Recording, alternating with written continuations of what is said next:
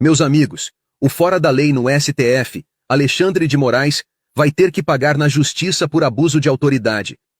O ministro achou que passaria despercebido seu ato ilegal, mas se deu mal.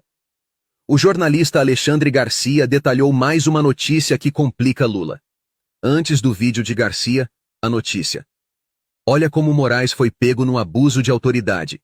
Nova denúncia contra Moraes é consistente e demonstra claramente o abuso de autoridade. Na última terça-feira, 4, a Procuradoria-Geral da República recebeu uma notícia-crime contra o ministro Alexandre de Moraes, protocolada pelo ex-deputado federal Deltan Dallagnol, pela pré-candidata à Prefeitura do Rio de Janeiro Carolina Esponza e pelo pré-candidato a vereador do Rio de Janeiro Jonathan Mariano. A denúncia refere-se à decisão do ministro de mandar prender 2 pessoas acusadas de ameaçar a ele próprio e a seus familiares. Na peça, Deltan e os pré-candidatos apontam que Alexandre de Moraes ordenou a prisão de 2 pessoas que teriam ameaçado a ele e sua família, agindo como juiz em um caso no qual ele mesmo era a vítima, o que caracteriza impedimento legal. Além disso, a petição enfatiza que os suspeitos não possuem foro privilegiado no STF, de modo que a Corte não tem competência para julgar o caso, que é da Justiça Federal de primeira instância. Se você ainda não se inscreveu, junte-se a nós. E ao final não esqueça do gostei ou não gostei. Aprovou então a lei que na verdade é uma lei de descarbonização da indústria automobilística, automóvel sustentável. Só que, no mesmo dia, a gente fica sabendo que o Brasil está em segundo lugar em volume de importação de diesel da Rússia. No momento em que as democracias ocidentais sancionam os derivados de petróleo da Rússia por causa da agressão à Ucrânia, o Brasil está comprando mais. 136 mil barris por dia, diz a notícia. Notícia da Gazeta do Povo. Aí eu fui ver qual é a média das 11 refinarias. Processam quanto por dia? 168 mil barris. É quase a produção de uma refinaria brasileira, produção diária. O Brasil já comprou, já pagamos 10 bilhões e 800 milhões de euros, ou 62 bilhões de reais em petróleo russo. Segundo lugar, importador de diesel. Com os demais derivados de petróleo, ficamos em terceiro.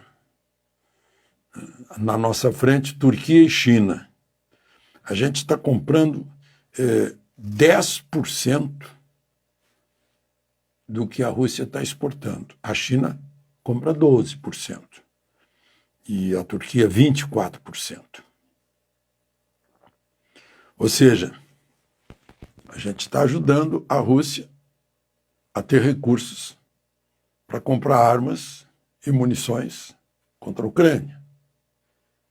Muito coerente com a adesão do Brasil à ideia chinesa de obter a paz com a Ucrânia cedendo aquelas 2 províncias que dá mais ou menos 20% do território ucraniano para a Rússia agressora. Não. E enquanto isso, enquanto a gente ajuda a Rússia com dinheiro a fazer guerra, importando o diesel da Rússia, nós vamos importar arroz para esmagar os arrozeiros gaúchos, que já pegaram 3 secas antes da enchente. A menos que amanhã, quinta-feira, a Conab cancele o leilão para importar. E um arroz que vem da Ásia, o que eu disse aqui, a panela brasileira não está acostumada com esse arroz. Não. Pois é. Meu Deus. O que nós estamos testemunhando a partir de 2 semanas atrás é a morte lenta e agonizante desse governo, que agora se mantém vivo através de aparelhos, agonizando. Na semana passada foi uma alegria nacional ver as retumbantes derrotas Não derrotas, esse governo aqui foi espancado, linchado, escrachado em 3 pontos cruciais, dentre eles um de salvar e libertar criminoso, o que, graças a Deus, a oposição não deixou. Aí hoje, esse governo agonizante conseguiu um feito inédito na Câmara dos Deputados. Através da mobilização do PSOL e do PT, eles liberaram a rachadinha. Ao proteger o André Janones, um criminoso, confesso, que assumiu que fazia rachadinha, o PT agora, que sempre usou esse crime para atacar seus adversários, liberou a rachadinha aqui no Congresso. Queridos amigos deputados, aqueles que quiserem, está liberado fazer rachadinha, pode arrancar o salário dos seus assessores, porque graças ao PT e ao PSOL, a partir de agora, o Conselho de Ética vai passar pano para vocês. Mas a situação é tão grave que nessa semana veio uma outra derrota. A taxação das blusinhas foi empacada. Exatamente, o governo tentou de todas as formas fingir que não era com ele, que ele não tinha nada a ver com isso. Mas aí vai o relator no Senado e admite que foi uma interlocução, uma pressão do Haddad e do Lula para taxar as compras asiáticas, compras que os mais pobres fazem. Um governo que bate recordes diariamente, gente. Moribundo como está, continua batendo recordes. Recordes de morte por dengue, recorde por morte de Yanomami, recorde por queimadas e desmatamento.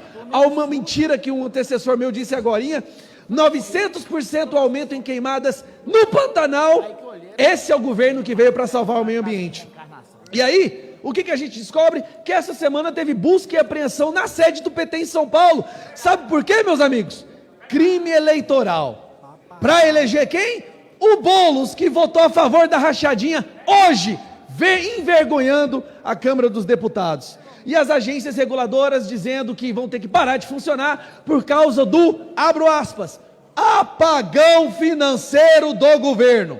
Preste atenção, as agências reguladoras vão parar de funcionar, a NTT, AMA e todas as outras, por apagão financeiro. O que eu não consigo entender, afinal, esse é o governo que mais taxou a população na história e não tem dinheiro para pagar as próprias agências reguladoras. Bom, uma coisa a gente sabe, o déficit nominal bateu o recorde superando o da pandemia. Esse governo é tão ruim, Zé Medeiros, que ele conseguiu ser pior que a pandemia na nossa economia e também na educação, que agora já são 100 instituições que estão de greve há mais de 70 dias, mais de 20 mil alunos não podem assistir às aulas porque o governo enganou os professores que, por sua vez, doutrinaram os alunos. Mas para concluir, presidente... Eu sou Ivonete Caetano da Bahia. Presidente, para concluir, a verdade está aí, as pesquisas, um governo mais rejeitado que aprovado, inclusive o povo está com saudade do Bolsonaro, quem diz são as próprias pesquisas. Mas para piorar, e a cereja do bolo, é o governo usando a tragédia no Rio Grande do Sul para comprar um arroz de países que não tem nenhum regimento de ambiental, vem com trabalho escravo e com agrotóxicos que são proibidos no Brasil, presidente. Olha o absurdo que a gente está testemunhando. Aqui, os produtores rurais não podem usar. São 24 aí na lista. Para concluir. Aqui, os nossos produtores rurais não podem usar herbicidas, mas nos outros países usam tóxicos e o governo está usando o nosso dinheiro para comprar arroz de quinta qualidade, com o selo dele, uma ração para distribuir para os mais pobres. Ração! É isso que esse governo está fazendo. Prometeu picanha e está dando ração envenenada, usando a tragédia do Rio Grande do Sul. Como eu disse, morreu, acabou esse governo. Futuro prefeito de Goiânia.